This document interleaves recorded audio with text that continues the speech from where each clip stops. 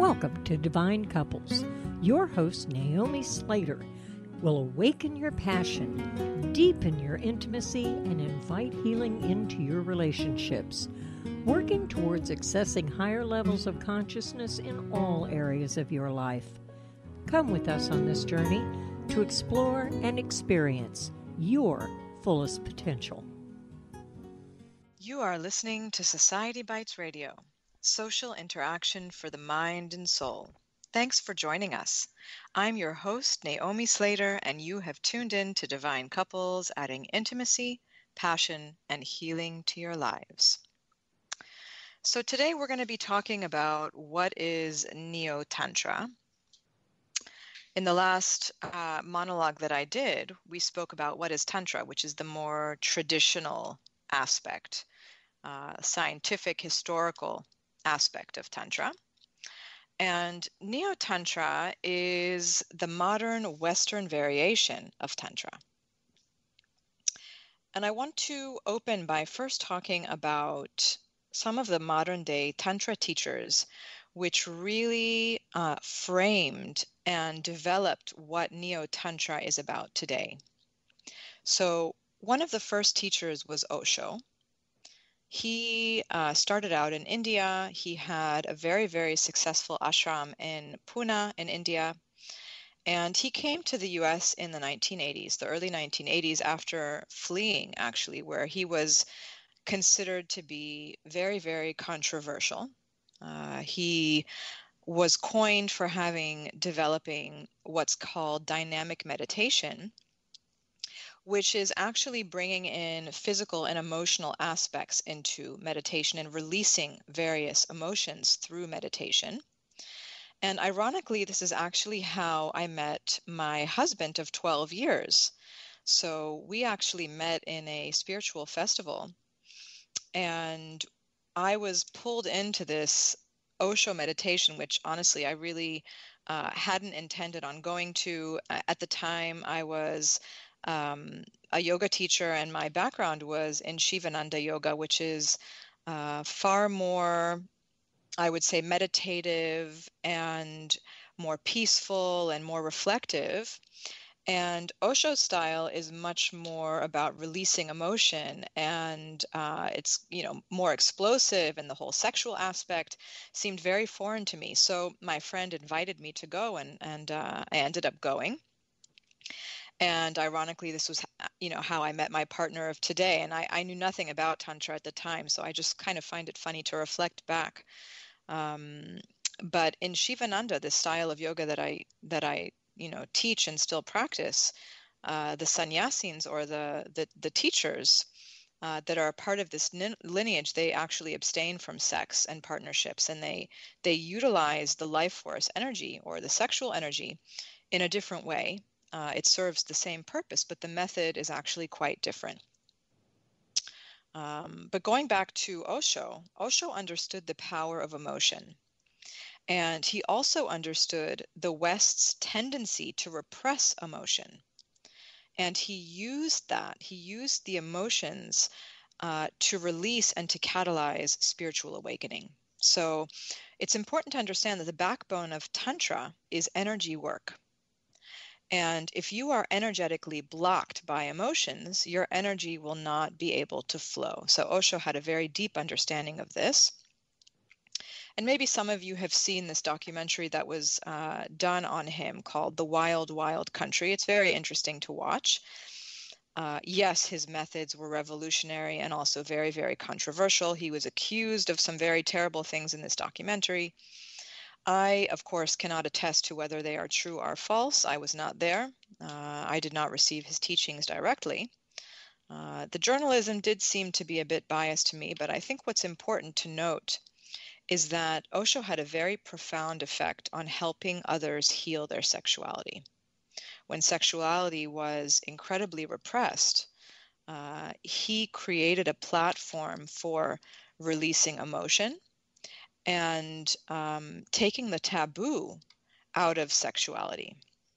So he really had a very profound effect on the development of Neo-Tantra.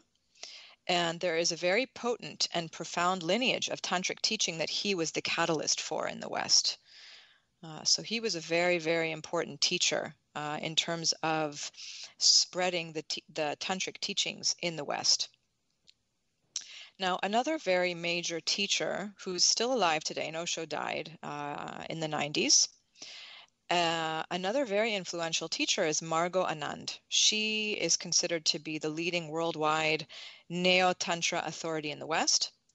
She happened to be a direct disciple of Osho, and she founded the Sky Dancing Tantra Institute that provides trainings and certificates in the tantric arts. She's also an internationally acclaimed author.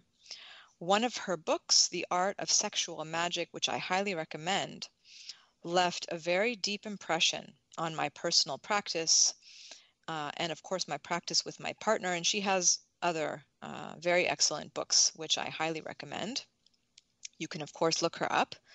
Her signature is her ability to bring tantric teachings beyond the bedroom and into everyday life, which I find actually kind of funny because the original tantric teachings were all about everyday life. I mean, that was essentially the tradition of Tantra, is this life philosophy. But now, because of, I guess, modern day obsession with sex, it's now actually bringing the tantric teachings out of the bedroom and into everyday life. I just find that kind of funny. But anyhow, I believe that it's very important. And I also do believe that she is a wealth of heart-centered information and that she truly does embody the core of the tantric teachings. Now, another very influential teacher who is still alive, his name is Master Mantak Chia. Although he is not part of the tantric lineage, he's actually a Qigong master. And he teaches Taoist practices, which have now also been kind of introduced into the mix of Neo-Tantra.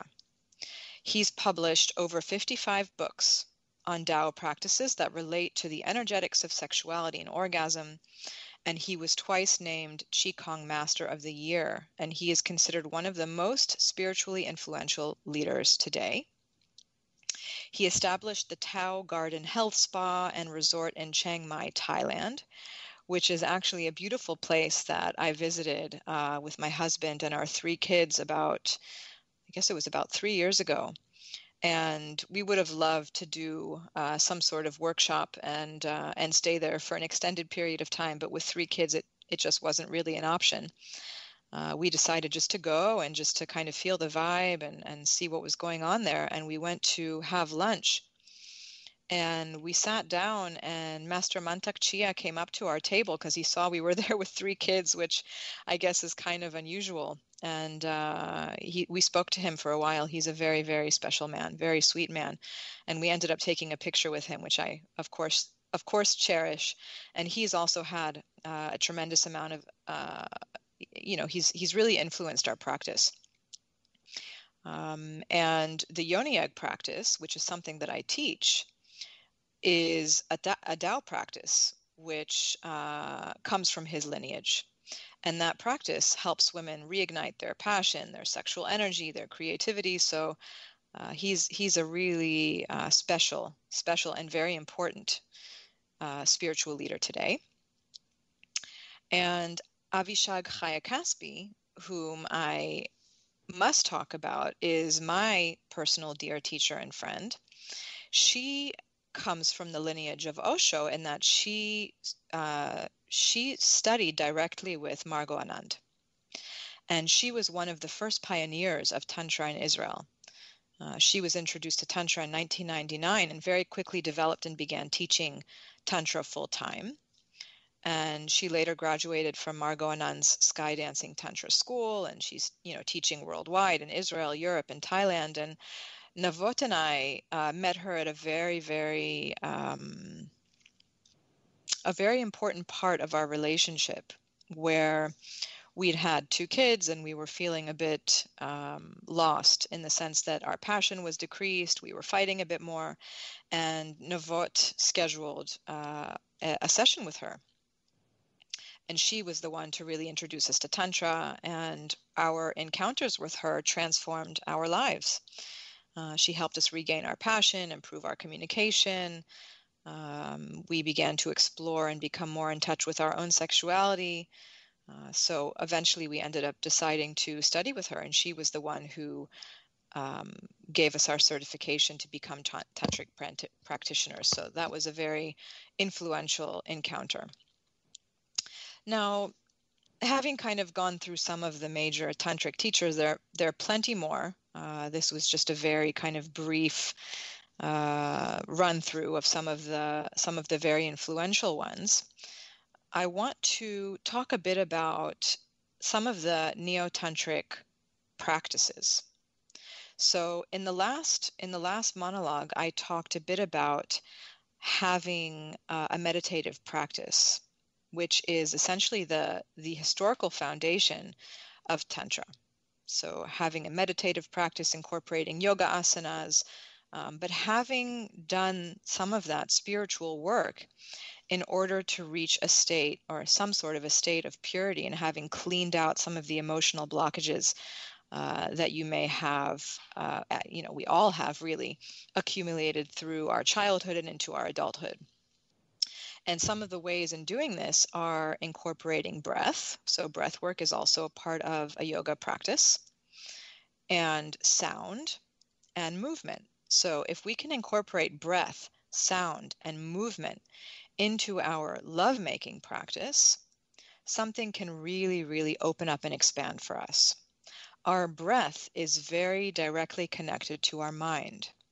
And when we start to incorporate our breath in our lovemaking, we're actually able to access more somatic areas of our body and shut down some of our monkey mind, which really distracts us from being present in our lovemaking.